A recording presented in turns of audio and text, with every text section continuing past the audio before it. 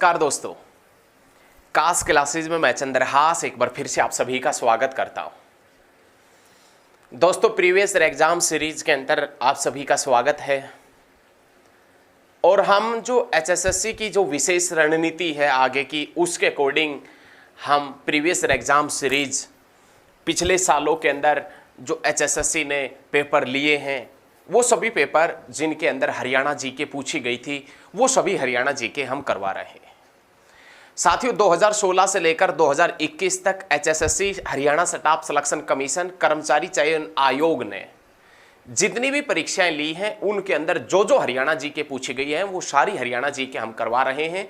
और आज हम 2016 के अंदर एक ऑक्शन रिकॉर्डर का एग्जाम हुआ था और उस एग्जाम के अंदर कौन सी हरियाणा जीके पूछी गई थी और वो हरियाणा जीके लिए आपके लिए किस प्रकार से महत्वपूर्ण है। भाई, हरियाणा जीके हरियाणा के अंदर चाहे एग्जाम किसी का भी हो, हरियाणा जीके तो सेम ही रहेगी। हरियाणा के अंदर एग्जाम किसी का हो, हरियाणा जीके सेम रहेगी। तो एचएसएससी ने जितने भी पेपर लिए थे आज तक और उन पेपरों के अंदर जो भी क्वेश्चन पूछे थे वो क्वेश्चन हम आपके सामने रखेंगे ताकि निकट भविष्य में जो भी पेपर हो और उन पेपर्स के पेपर में जो भी क्वेश्चन आए हरियाणा जीके का वो आप आसानी से कर पाए। तो आज का इस वीडियो का जो पहला क्वेश्चन है वो है हरियाणा सरकार की खेल नीति 2015 के अनुसार कॉमनवेल्थ खेलों में स्वर्ण पदक विजेता।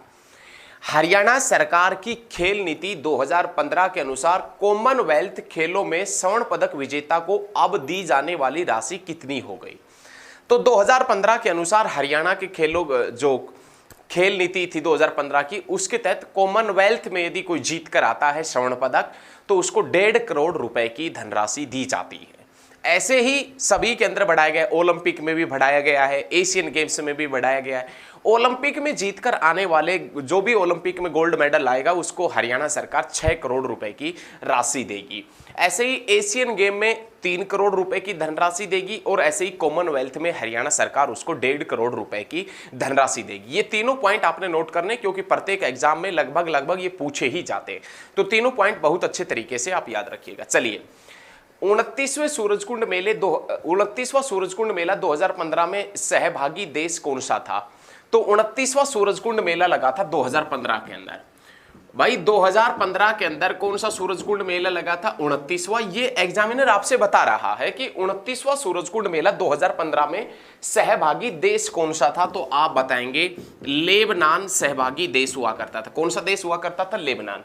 लेकिन साथियों, इसी के साथ में आपने याद रखना है कि सूरजकुंड जो मेला है, सूरजकुंड, ये सूरजकुंड एक मयूर झील हुआ करती थी जो तोमर वंश के राजा सूरजपाल ने बनवाई थी। सूरजकुंड के अंदर वो मयूर झील जो आज सूरजकुंड के नाम से जानी जाती है, उस सूरजकुंड के अंदर हरियाणा का या पूरे भारत का प्रसिद्ध मेला लगता है और वो मेला फरवरी माह में 1 से 15 फरवरी तक चलता है।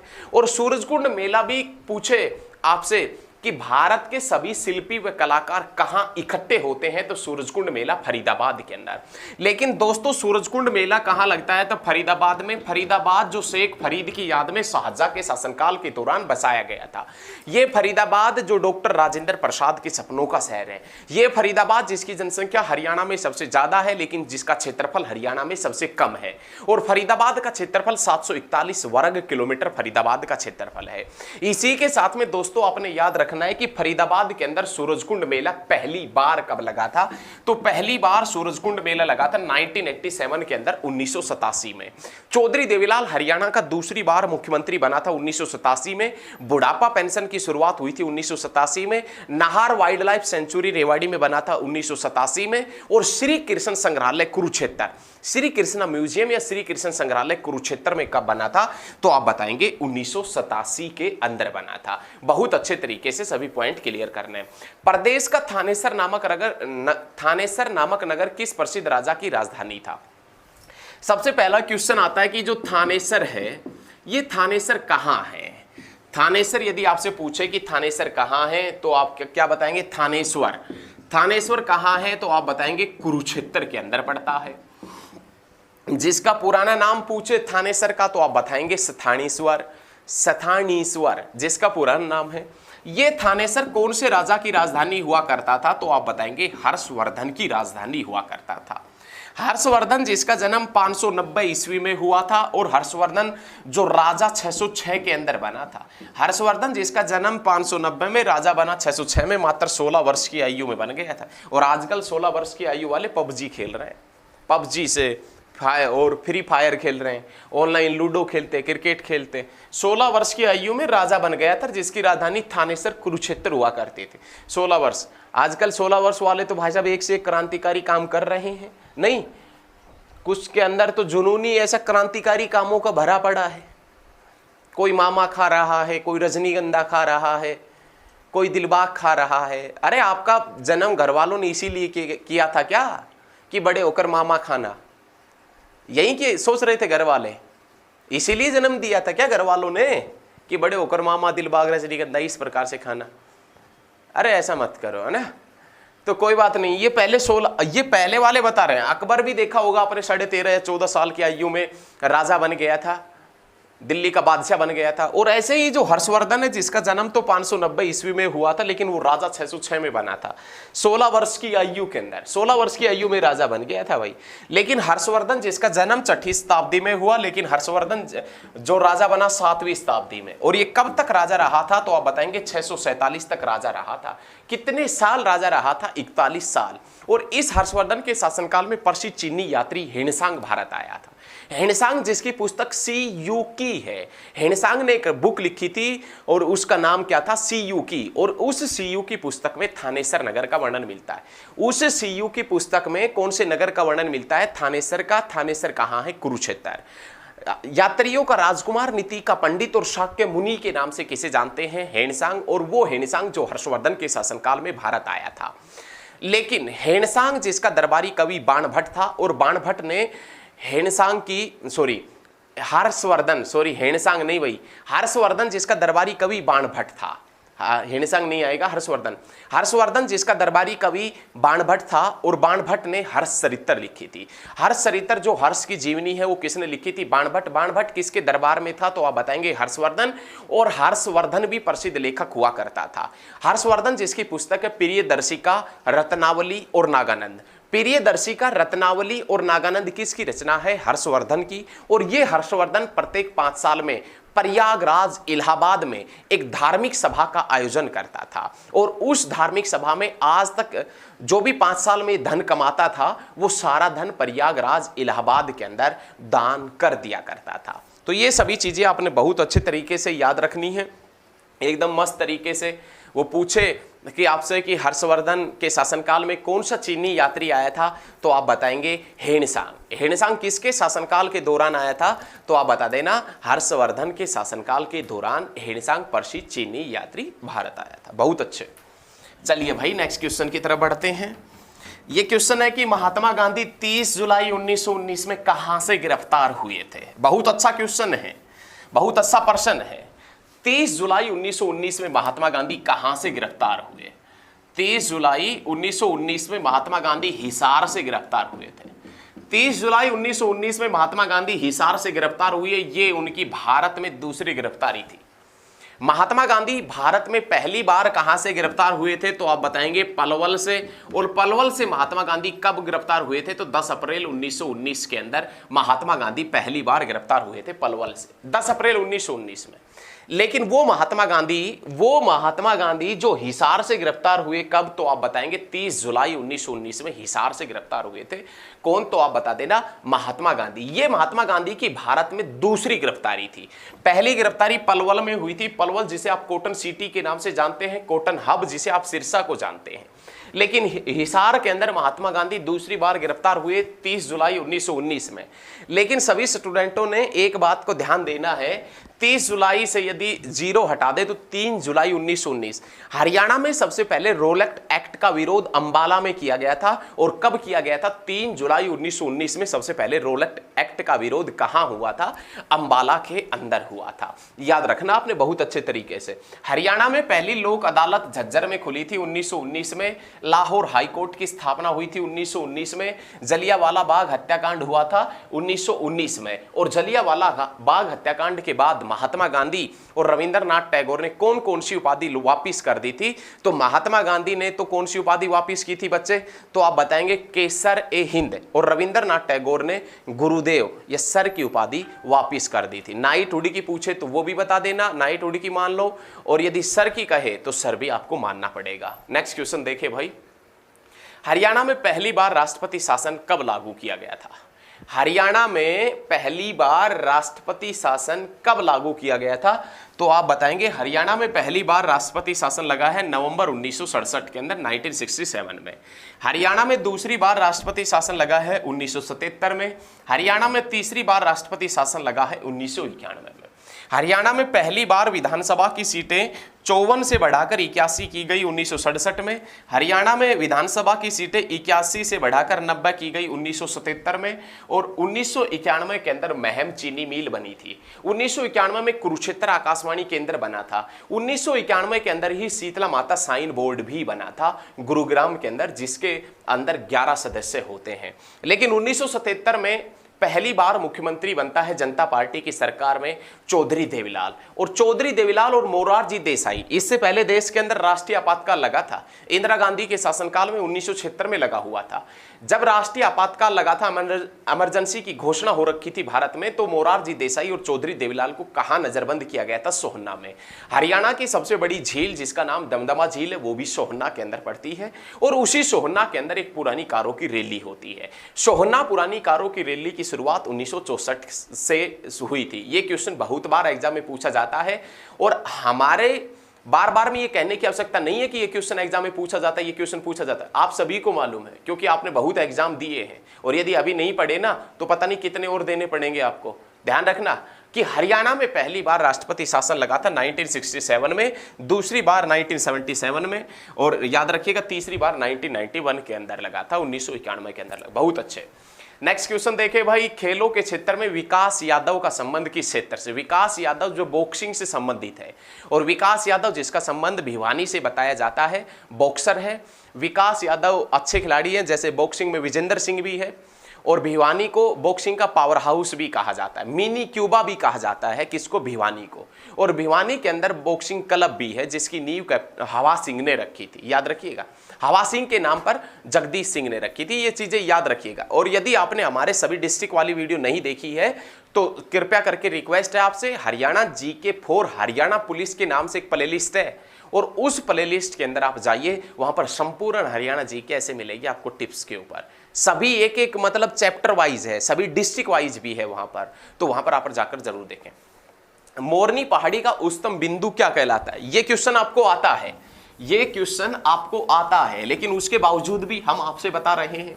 ये पूछ रहा है कि मोरनी जो पहाड़ी है, हरियाणा के अंदर मोरनी की पहाड़ी है, पहले तो वो देख लें कि मोरनी की पहाड़ी कहाँ है।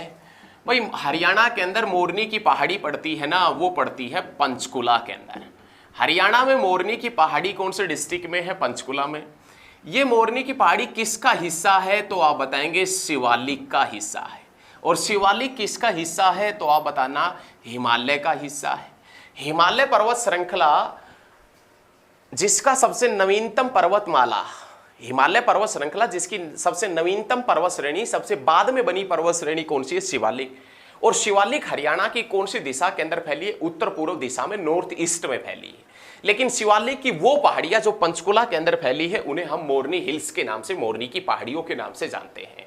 और मोरनी की पहाड़ियों की सर्वोच्च चोटी जिसका नाम है करहो, जिसकी ऊंचाई 1514 मीटर जिसकी ऊंचाई है।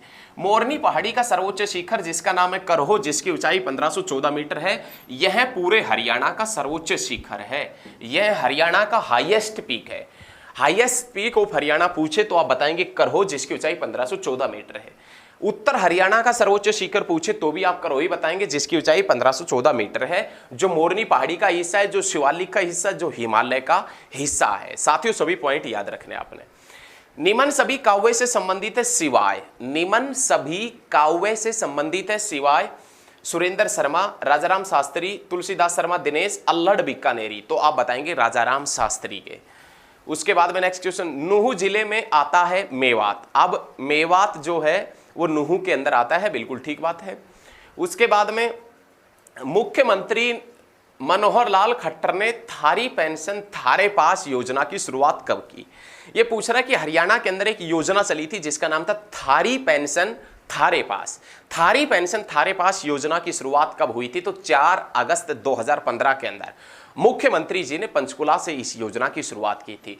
थारी पेंशन थारे पास योजना की शुरुआत 4 अगस्त 2015 से हुई थी। बहुत अच्छे। राव बहादुर के किताब से कौन सम्मानित थे?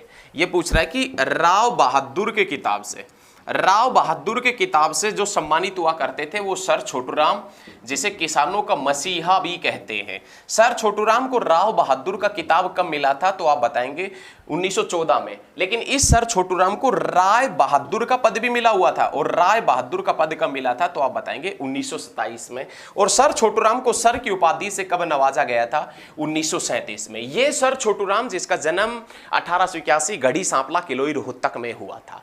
लेकिन उसी गढ़ी सांपला किलोई के अंदर साथियों एक प्रसिद्ध शिव का मेला भी लगता है। गुरुग्राम के इंछापुरी में प्रसिद्ध शिव का मेला लगता है, और महेंद्रगढ़ के बाघोत में प्रसिद्ध शिव का मेला लगता है। याद रखिएगा, बाघोत कहां है? महेंद्रगढ़, और महेंद्रगढ़ के अंदर प्रसिद्ध शिव का मेला लगता है। बाघोत से कौन से ऋषि है? तो आप बताएंगे कौन से ऋषि का संबंध है? तो आप बता देना पीपलाद ऋषि का संबंध। बहुत अच्छे। चलिए, कल्पना चावला की मृत्यु किस अंतरिक्ष मिशन में हुई थी? ये पूछ रहे कल्पना चावला की मृत्यु है वो किस अंतरिक्ष मिशन में हुई थी? तो 1, 2, 3।